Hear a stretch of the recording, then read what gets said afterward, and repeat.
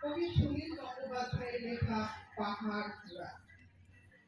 অনেকদিন থেকেই আমার একটা পাহাড় কেনার শখ, কিন্তু পাহাড় কে বিক্রি করে তা জানি না।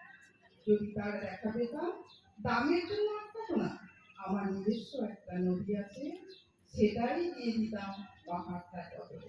কে না জানে পাহাড়ের চেয়ে নদীর দাম বেশি। পাহাড় স্থানু, নদী বহমান। তবু নদীর বদলে আমি পাহাড়টাই চাই, কারণ আমি ঠকতে চাই। নদীটা অবশ্য কিনেছিলাম একটা দ্বীপের বদলে। ছেলেবেলায় আমার বেশ ছোট্টখাটো ছিমছাম একটা দ্বীপ ছিল।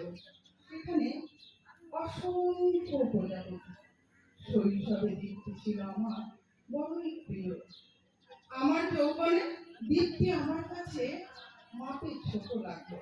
প্রবহমান ছিপছিপে তরুণী নদীটি বেশ পছন্দ হলো আমার। বন্ধুরা বলল, ওইটুকু একটা দ্বীপের বিনিময়ে এত বড় একটা নদী পেয়েছিস, খুব জিতেছিস তো। তখন জয়ের আনন্দে আমি বিহ্বল হতাম। তখন সত্যি আমি ভালোবাসতাম নদীটিকে। নদী আমার অনেক প্রশ্নের উত্তর দিত, যেমন, বলতো আজ সন্ধ্যায় এখানে বৃষ্টি হবে কিনা। সে বলতো, আজ এখানে দক্ষিণ গরম হাওয়া। শুধু একটি ছোট্ট দ্বীপে বৃষ্টি, সে কি প্রবল বৃষ্টি, যেন একটা উৎসব। আমি আর সেই দ্বীপে যেতে পারি না।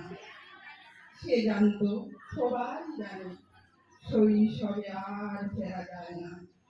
এখন আমি একটা পাহাড় কিনতে চাই। সেই পাহাড়ের পায়ের নিচে থাকবে গহন অরণ্য। আমি সেই অরণ্য পার হয়ে যাব।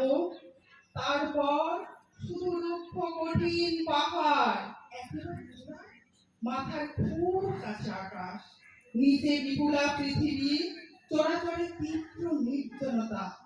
সেখানে আমার কণ্ঠস্বর কেউ শুনতে পাবে না। আমি শুধু দার্জিলিংকে উদ্দেশ্য করে বলবো, প্রত্যেক মানুষই অহংকার। এখানে আমি একা, এখানে আমার কোনো অহংকার নেই। এখানে জয়ী হওয়ার বদলে ক্ষমা চাইতে ভালো। হে দার্জিলিং, আমি কোনো দোষ করিনি, আমাকে ক্ষমা করো, ক্ষমা করো।